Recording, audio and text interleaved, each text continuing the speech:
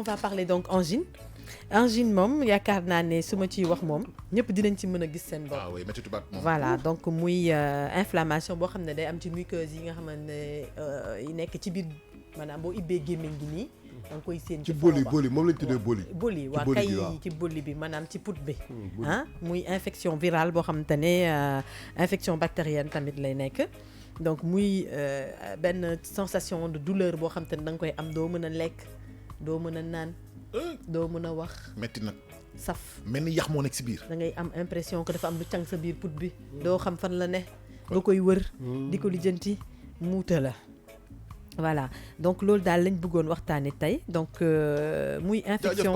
infection virale vraiment boo xamante ne symptômes yi ay maux de gorge la ay difficultés avalées comme ni ma ko waxee léegi nii day ay ganglions la lay def maanaam ganglions yi kii dafay dem ba day enflé wu xonk cuy vraiment di métti di saf di def inflammation donc en général dañ lay wax pour nga jël ay antibiotiques anti-inflammatoires pour mun a calmer douleur boobu noonu mais parfois da ngay gis ñoo xam te ne seen angine de paix répétitif tout le temps dañuy am angine donc ñoom ñu leen di wax d'habitude ñi nga xam dañuy am problème amygdale. Donc quand on parle d'amygdale en général ci inflammation yu maanaam kii yooyu noonu ci lay jóge loolu moo koy engendrer donc muy loo xamante ne dañ ko war a toppatoo traité bu baax comme ni ma ko waxee léegi parce que à force ngay am angine yu bëri ça veut dire que ne dépassé na stade angine nekkatul juste angine bu simple. jàll na peut-être à chronique. Voilà nekk na angine chronique après mun na la indil ay amygdale yoo xam ne dañuy infecté wu après lan mooy nekk résultat bi dañ koy dagg sànni wala ñu opéré ko wala ñu traité ko voilà donc nit ñi nañu bàyyi xel. Souvent ci genre état yooyu noonu nga xam ne dañ koy am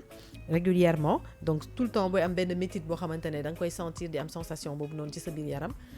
commencer sa xel di ñaaw mooy maanaam am na lenn loo xamante ne normalu ci angine nag mën na arriver de différentes manières parfois ci pollution bi environnement bi ngay toog saxaar yeeg mën na la indil angine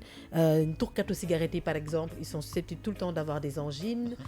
parfois nga nekk ci benn atmosphère boo xamante ne y a des virus qui traînent un peu partout des bactéries plutôt des microbes nga capter microbes yooyu noonu mu attaquer directement ce angine bi. dëgg la. Voilà donc du coup da ngay am du mal à respirer du mal à boire du mal à manger c'est inconfortable. te quand même taas yi nga xam ne xam nga avant dañ doon si ndaay. dañuy gis pot kenn ñëw naan keneen ñëw naan ainsi de suite quelquefois la plupart du temps yenn saa yi est-ce que ça se transmet aussi comme ça. pendant même sa kër da ngay gis koo xamante ne dafay am angine jël benn verre naan ci pare teg waaw après boo ko naanee mu wàll wala kuddu yi ngeen di lekkee yëpp mën na si wàllaate donc maanaam daal maladie virale la daal boo xamante ni ça peut être transmis par un virus comme ça peut être transmis par des bactéries donc très délicat habituellement comme li ngeen wax léegi nii rek bu nit amee angine dañ koy naan verre bi mu naanee bu ko keneen naanee parce que mun na ko wàll et cetera donc muy benn état boo xamante ne voilà day laal directement sa amygdale day infecter carrément sa amygdale parce que les amygdales font partie de la personne moom mooy loolu glande yooyu noonu ñuy gis ci biir nga xamante ne moom mooy constituer voilà li lay permettre nga mën a wax comprendre nga mën a jàllale voilà c'est une partie très importante dans la bouche Ah oui. Voilà dans la gorge mooy relais wu gorge bi diggante gorge bi ak gémmiñ bi donc loolu il faut que ñu entretenir ko bu baax parce que loolu par exemple bu infecté ba yenn egg bi yenn niveau yi mën na la jox sax cancer de la gorge Oui. voilà donc du yem juste ci infecté amygdale yi mën na la yóbbu sax ba defal la cancer de la gorge donc c'est des états yoo xamante ne il faut vraiment di ci bàyyi xel c'est pas méchant habituellement c'est un truc qu'on soigne vite fait des gens d'habitude bu ñu amee angine lan la ñuy def naan benn tisane naan quelque chose de chaud par exemple jël miel ak citron wala xorom waaw wala xorom wala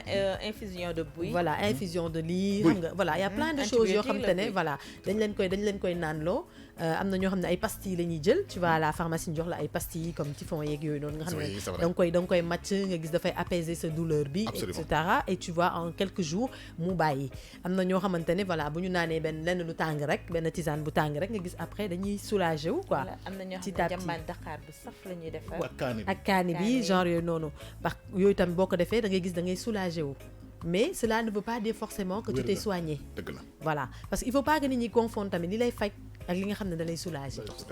mën nga naan benn affaire wala nga jël benn affaire boo xam te ne dafay soulager juste sa douleur mooy maanaam dootoo sentirati douleur bi mais infection baa ngi fa ba léegi lii di dindi infection bi mooy antibiotique wala anti-inflammatoire yi nga xam ne moom lañ lay jox prescrit par un médecin ou par un pharmacien donc angine mooy loo xam ne tu n'es pas obligé forcément d'aller à l'hôpital normalement boo demee seeti benn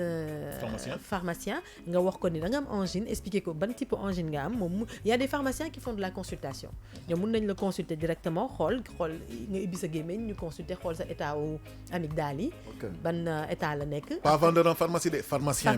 bi quoi pharmacien bi waxuñu vendeur bi parce que dafa am vendeur ak pharmacien en général sax boo demee da ngay gis docteur bi dafay nekk pharmacien yi nekk fa wala boo ñëwee moom boo gisul docteur bi boo laajtee sax mun nañ la woowal docteur bi mu ñëw consulter la am na pharmacie yu mel noonu am na yoo xam ne y a que des vendeurs donc habituellement quand c'est ces petites infections à répétition c'est mieux d'aller voir un médecin directement nga dem seeti benn généraliste moom wax ko ne tu as des angines répétées parce que am na ñoo xam ne chaque 2 jours chaque 3 jours dañuy am angine bu angine bi di dem quelques jours après dafay ñëwaat loolu ce n'est pas normal angine normalement war nga ko mën a am certes mais bu demee war na la mën a may nga temps bu yàgg tant que exposé waatoo à li la koy jox warul normalement ñëwaat mun nga def traitement sinon bu fekkee ne dafa nekk lu répétitif moom il faut nga dem xool ñu wax la s'il y a un traitement à faire ou pas si c'est un problème d'amygdale ou pas c'est un problème plus grave aussi ñu wax la ko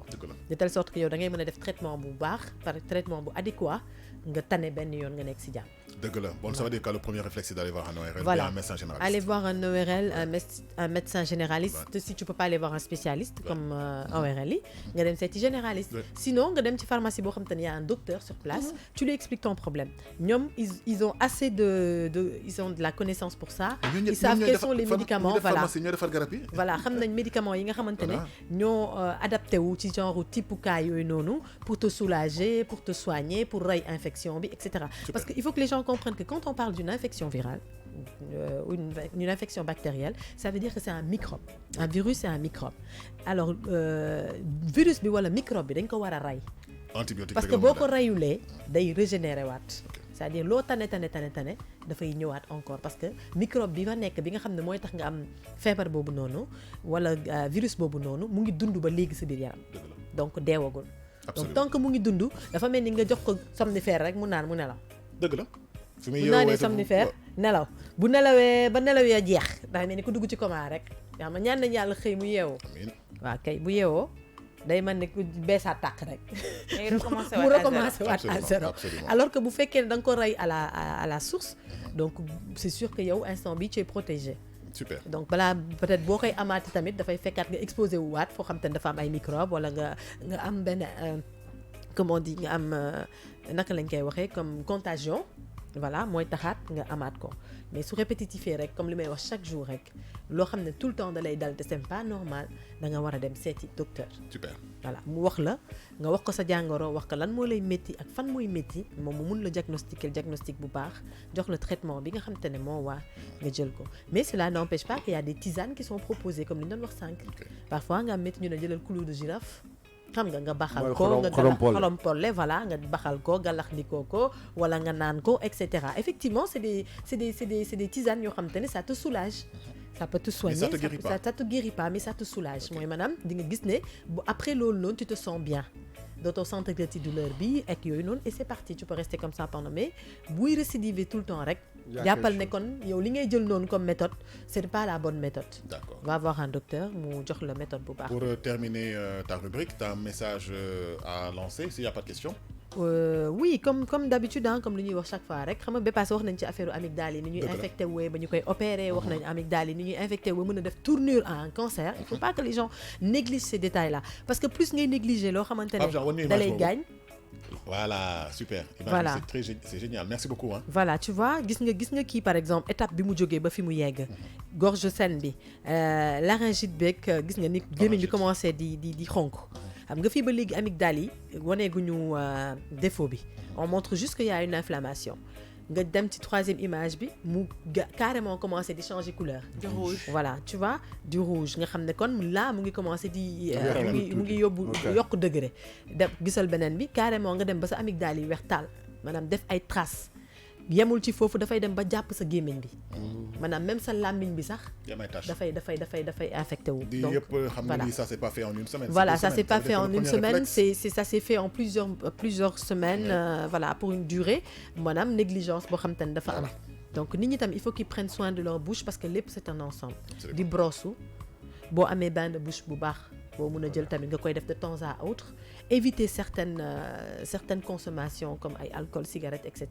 yooyu yëpp parce que yooyu boo koy jël et tu n'as pas une bonne hygiène de vie tu n'as pas une bonne hygiène buccale voilà donc forcément tu es appelé à avoir ces genres d'infections là donc il faut beaucoup d'hygiène se brosser les dents après manger après repas loolu dañ koy recommander tout le temps xam nga di naan ay produits laitiers yoo xam te ne dafay dégager sa poumon yi dégager sa gorge bi et cetera il y a plein de choses qu'on peut faire yoo xamante ne da lay permettre nga mën a prendre soin de sa gémmiñ et pour éviter ces genres de détails là éviter d'être dans des endroits pollués